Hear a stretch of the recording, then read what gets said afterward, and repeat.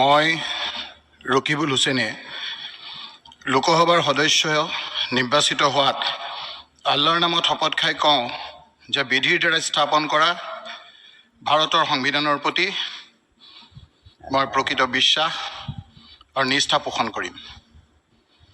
মই ভাৰতৰ প্ৰভুত্ব আৰু অখণ্ডতা অক্ষুণ্ণ ৰাখিম আৰু মই গ্ৰহণ কৰিবলৈ ওলোৱা কৰ্তব্য শ্ৰদ্ধাপূৰ্বক নিৰ্বাহন কৰিম।